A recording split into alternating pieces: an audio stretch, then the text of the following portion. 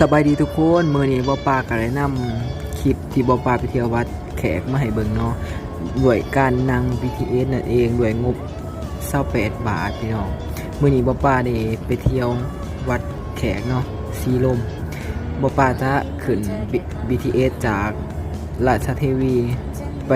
เปลี่ยนซ้ายอยู่ที่สยามเนาะคือเราจะไปซ้ายวางหวาเนาะแต่เราไปลงอยู่ที่สาราแดงคนไปมือนี่ก็ได้หลายพี่น้อง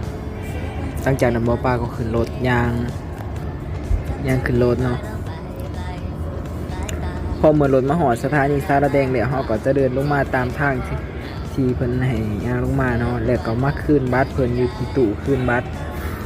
หลังจากนั้นบ่ป้าก็สิย่างออกจากสถานีรถไฟฟ้าเนาะออกทางซานศาลาที่3เนาะและเราก็ย่างตรงเลยไปตามทางไปซื้อเลยเนาะแต่เขาจะไปทางซอยขีดเนาะเพื่อไปวัดแขกนั่นเองหรือวัดพระ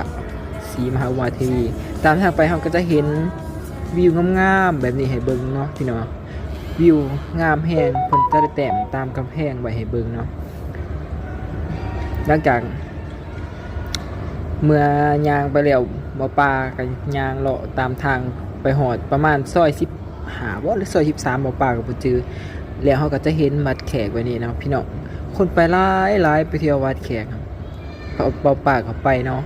ไปขอพรแล้วเขาจะว่าวัดแขกเป็นวัดที่ขึ้นชื่อเรื่องการขอพรเรื่องธุรกิจการงานเนาะโศกลาภบ่ปาไปหอดบ่ปากอ่ะบูชาพานมาพานนึง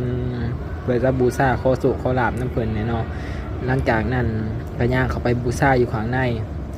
คนหลายคักพี่น้องขอบใจที่ทุกคนให้การติดตามรับชมรับฟังเนาะเดี๋ยวบ่ปาจะมาอัดให้เบิ่งในต่อไปเนาะหลังจากบ่ปาไปดีกะที